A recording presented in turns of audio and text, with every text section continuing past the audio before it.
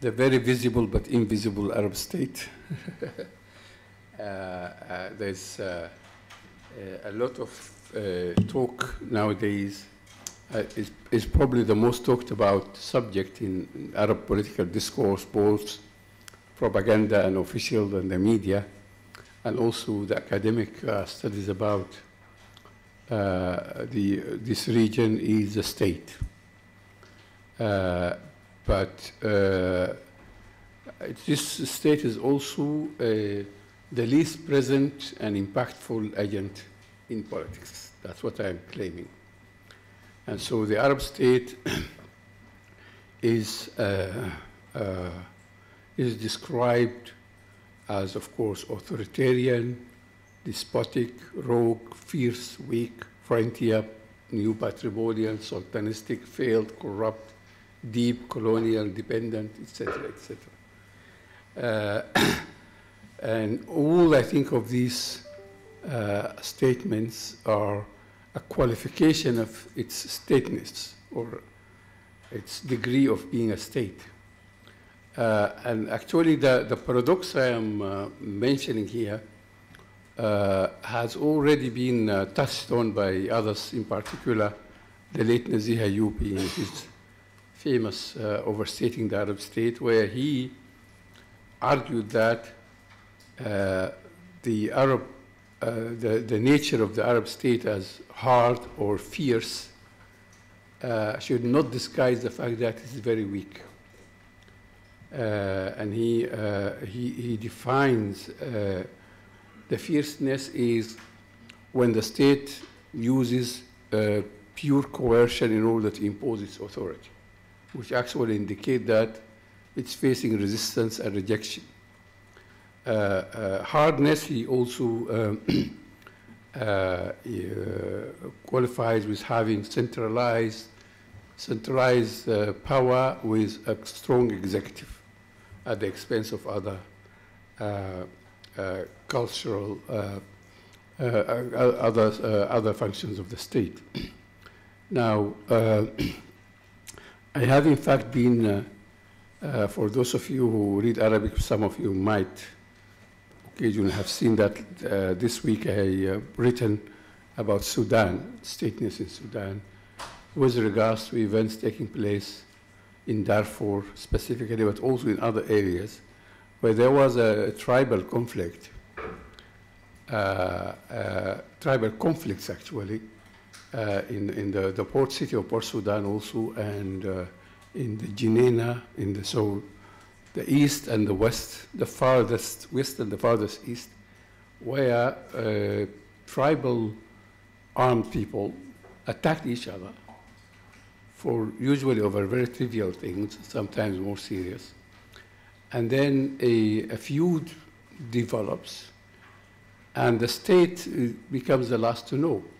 And then when the government comes, it's not to use force of the state to impose law and order, but to act like an NGO, mediating between these people. And I remember a few years ago when Sudan was still united, and I used to work in the team of President Mbeki, the high panel from the African Union, as with the peace process in the south and also with Darfur. And an incident like this happened, where we suddenly heard that a tribal group attacked a market of a neighboring tribe and killed 50 people. So we were puzzled, and so we invited people from the Ministry of Justice to explain to us what happened.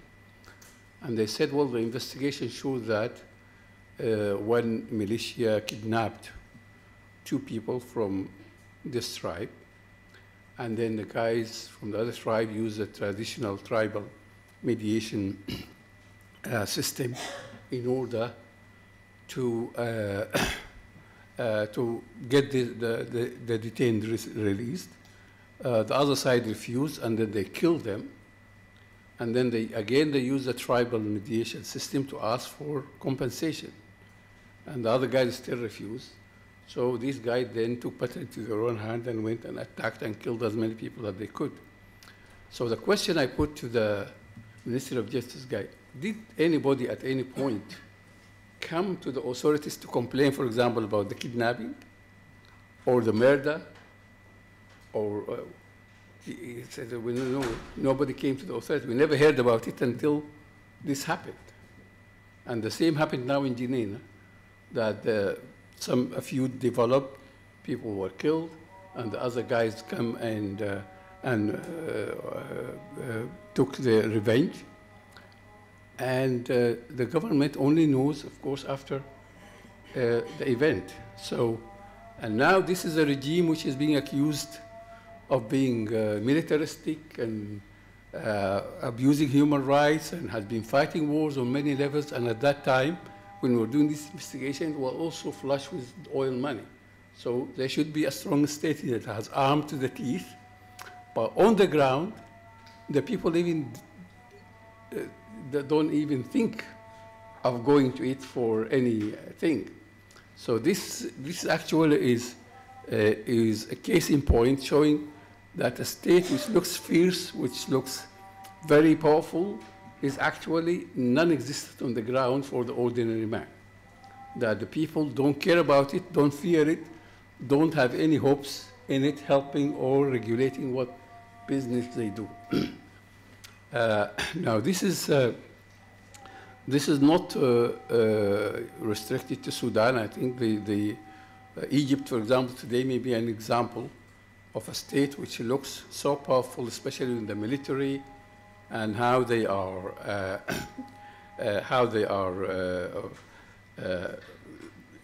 taking care of the economy and taking care of everything, security. And it's a powerful also regional actor. It's intervening nowhere in Libya and everywhere. But if you go on the ground, then it doesn't function as a state in the sense of stateness as it is. And just a few words about the concept of the state, because this is important. I think when we speak about the state here, we have to mean, in the modern sense, a kind of impersonal agency, where it's rule-based rather than personalistic-based. This is the contrary of what Louis XIV's adage, "L'état c'est moi," the state is me. The state is not you. I think this is what the state is about. And it is interesting that Skinner, in his genealogical investigation of the modern state, he noticed that the first use of the state was to refer, modern use of the state was to refer to republics rather than monarchies. And there was a debate at the beginning of the 17th century on this issue, leading on to the British Civil War, to the English Civil War, where the monarchists, the people, most authors will speak about monarchy or state. So a monarchy was seen as a polity where the citizen is not free, because sovereignty there is for the king. So he is subject of the king. But in the republic, or in the free, sometimes also called free state, the person is free, and he is part of the sovereign body of the citizenship. And in fact, this conception of a state is not any modern, because if we look at the typologies, for example, by Aristotle and Plato and even Farabi and Ibn Khaldun, we found always people speak about different kinds of states. And the state in this sense is the political constitution or the political structure of the state. So statehood or stateness here is something to do when we have this kind of body, whereby the entity is accepted by the people, so people are not resisting it because they feel they identify with it. At the same time, it's also effective on the ground. Now, these kind of states are very fierce, but usually this fierceness and this control is at the price of becoming states as states. They became most time personalized, but often sectarianized. And the 2004 Arab Human Development Report had coined the term black hole state to refer to the Arab state on the eve of the uprising. In the sense, the concept, which I plead guilty to having coined, includes the simile with the black hole star, which is a collapsed star that is so condensed and also has such a powerful gravitation that not even light escapes from it. And our logic of choosing this simile is the way, for example, Arab states, their government or their regimes, have seemed to contract in this way. You find, for example, in Iraq or in Syria, you had first of all, the Ba'ath Party, which is supposed to be the ruling party. Then this ruling party becomes part of a clique, and then usually with sectarian connotations. Then it becomes a kind of small group of people around the leader. Then it becomes the leader himself and his family.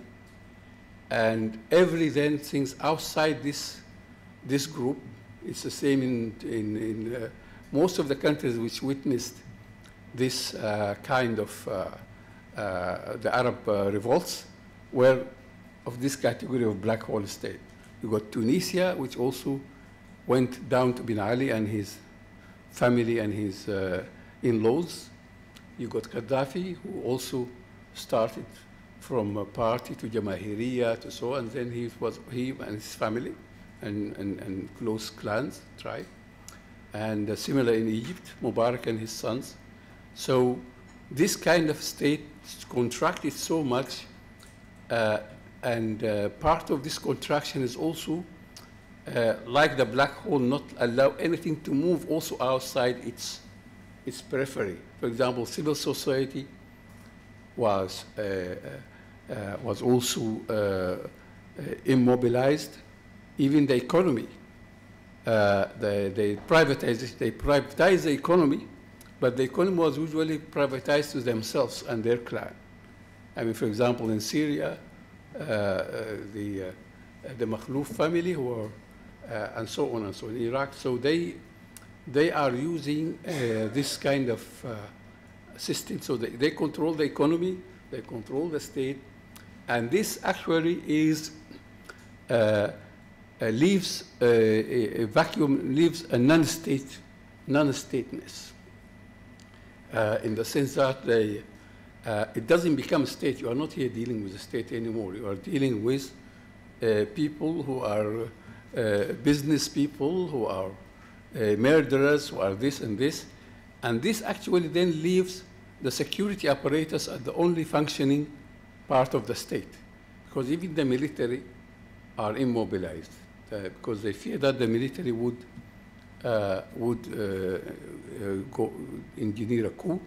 So you had usually 17 or 13 kind of different intelligence agencies which control everything. And then these agencies become themselves like gangs because they are corrupt, they take money from people, and they enforce their own local or regional tyranny. So you cannot have a state in the sense that, for example, if some of these intelligence agencies come and do things to you, you have no area to complain to. And it's no coincidence that in most of these countries, the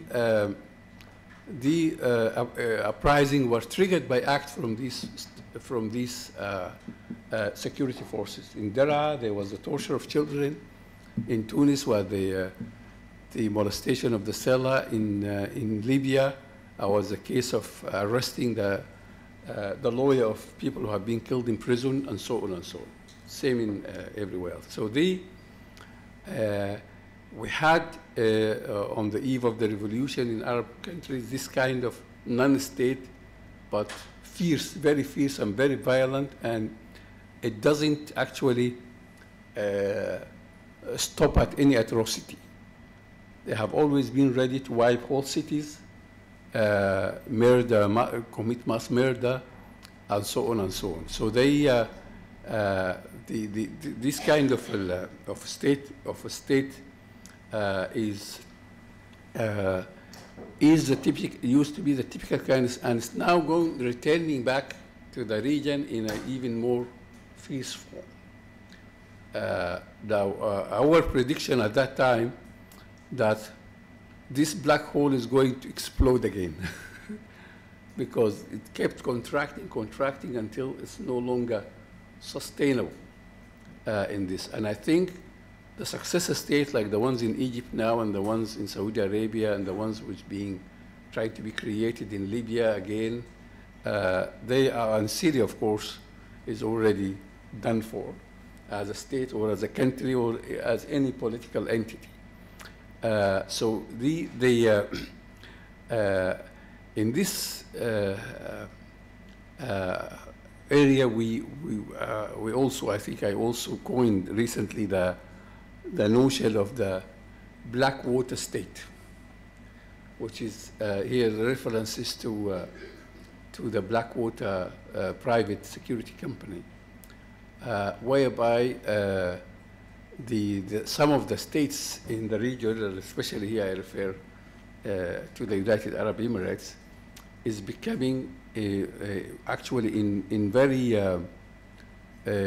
not figurative terms a Blackwater state, in the sense that it's using mercenaries, especially Blackwater itself, and its owner is now resident in the UAE, and he is part of the system whereby for example, mercenaries from Latin America and recently from Russia are being used in wars in Yemen and even for the protection of the government itself.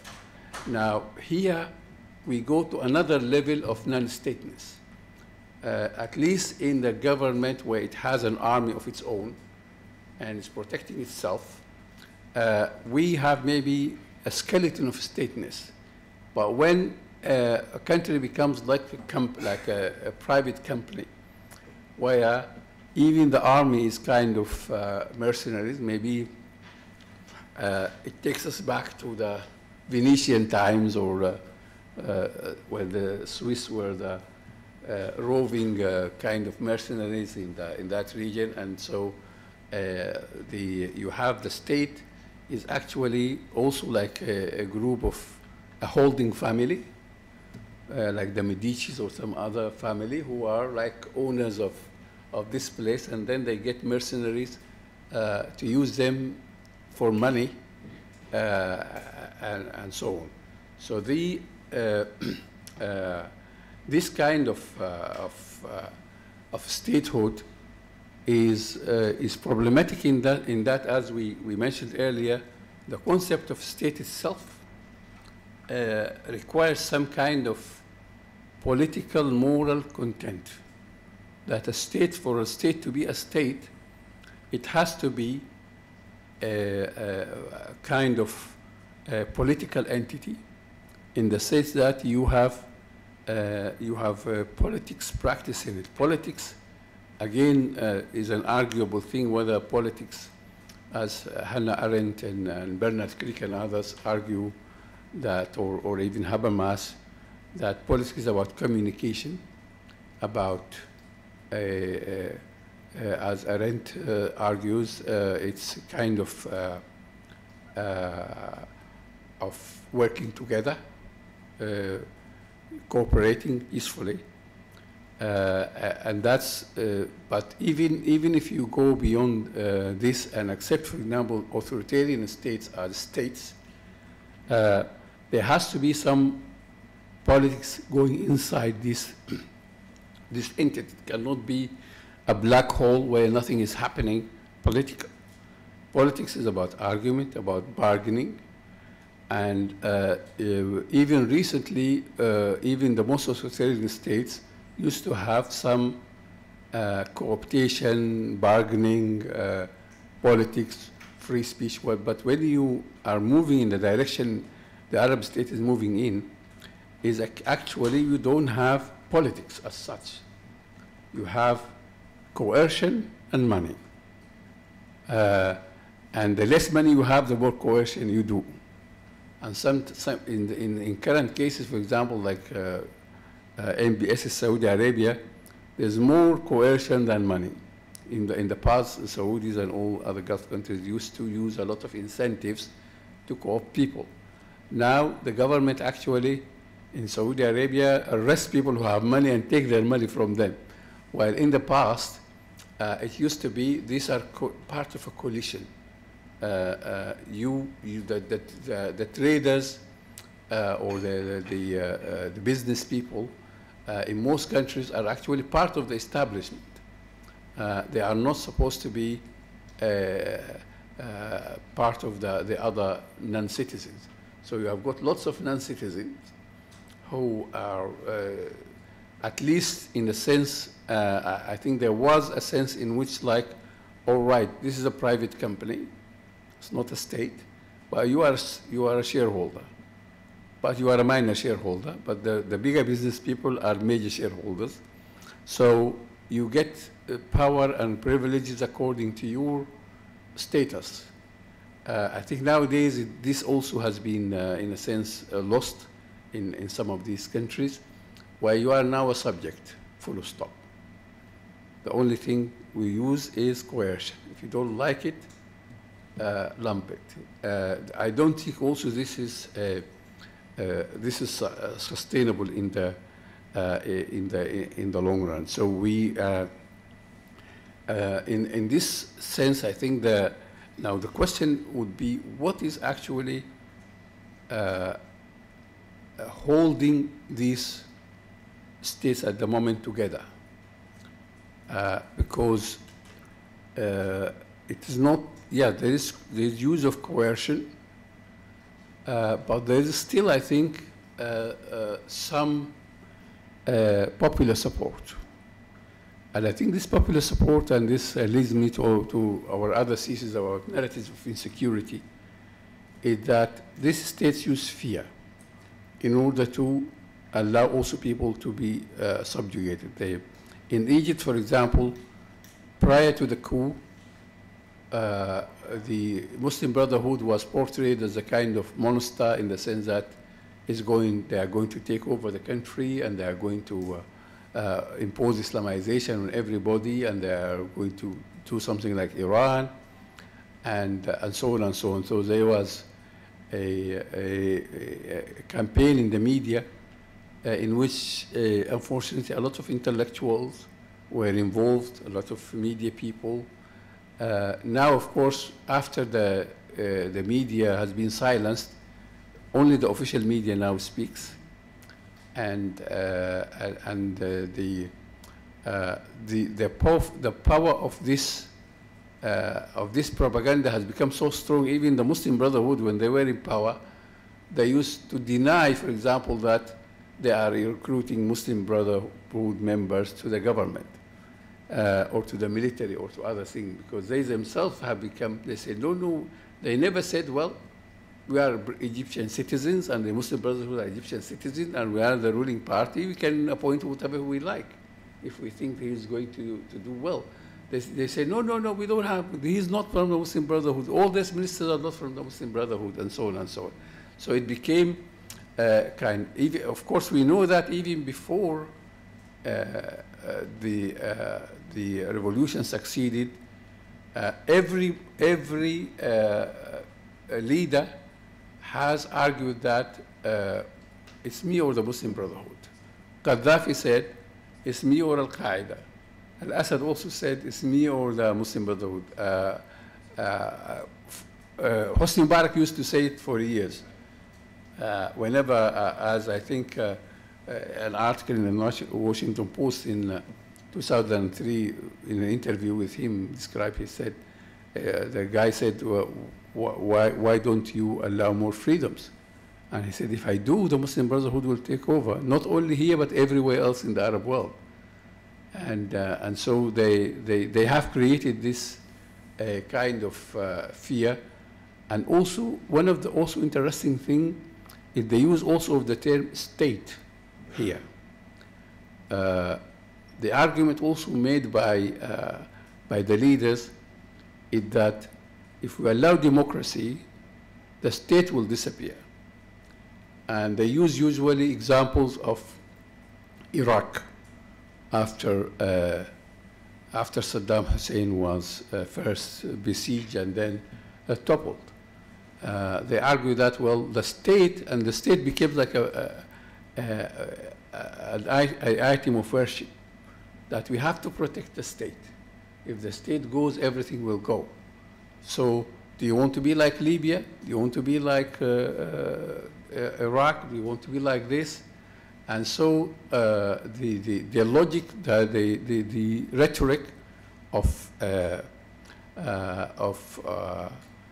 let's say, of fear-mongering or insecurity, manufactured insecurity, pushes the people at one point to accept this idea that, well, it is either somebody like Saddam or Assad or now Sisi or chaos.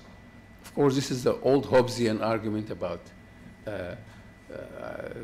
well known in for all of you, I think, that the Arabs are, this is not Orientalists actually, these are the guys who run the country, that the Arabs are not capable, are incapable of ruling themselves or governing themselves.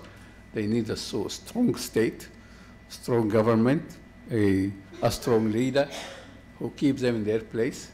Otherwise, they will stray in all sorts of ways and you cannot have a kind of freedom. So this is, I think, how they, the way they are portraying. They are not using coercion. They are also using fear, and they are using insecurity. And I think this is something which is, you can find this kind of insecurity narratives at the root of any kind of genocidal conflict. Because the story is told like this. There's an imminent danger from this side or that side as a foreign enemy or internal enemy. And if you don't take decisive action at the moment, our whole country will go, our culture, our civilization, everything will go. And of course, this is also the same rhetoric being used in Europe these days about immigration. That unless we stop immigration, something will happen. And that's always when we see such narratives being used, the genocide is around the corner somewhere.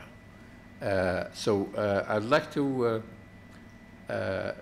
end by another kind of example, again from Sudan this time, but from South Sudan, whereby there is a move to statelessness in another direction. There was a joke being told by some of the international people in the international organization supervising the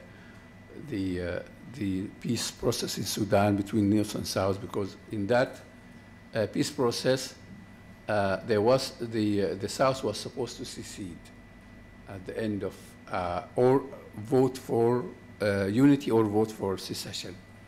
And when it turned out to be that the South was moving towards secession, some of the international workers used to argue that this is going to be the first NGO-run state in the world.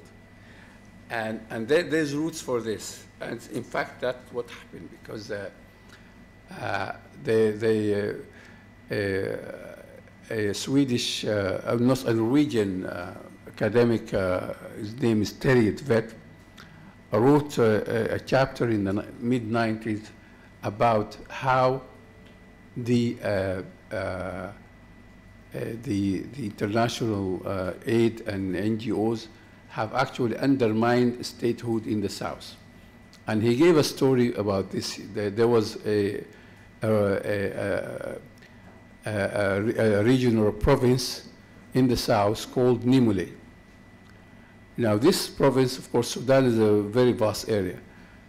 The length of it's like a tape in the South Sudan on the Ugandan border. And the distance from one edge to other is like the distance from Moscow to London. And they had the director of the municipality in that province, and he only had a bike. He doesn't have a car. And he doesn't have any communication system, phones or otherwise. But in the same city, the Norwegian Church Aid has a compound where they got 140 cars. And they got all modern communication systems and so on and so on. So when the guy wants to communicate with his government in Juba, he rides his bike, goes to Norwegian Church Aid office, writes on the paper a message to the government in Juba, and then these guys telex the message to Juba, and then, of course, after a few days, maybe a reply comes, and then it will come the same way. So here you have the NGO actually more powerful than the state, and also knows all the state is doing because the messages come through it from and to from. And now during the Civil War, NGOs became even more powerful because they were supplying food. In the past, they used to supply things like education and health and so on. So, and during the Civil War, they became so powerful that they were actually providing food, shelter, education, health, everything. And this actually continued after independence, although the South is very rich now and has got lots of oil, money, and so on and so on, but it hasn't got any infrastructure because of the war.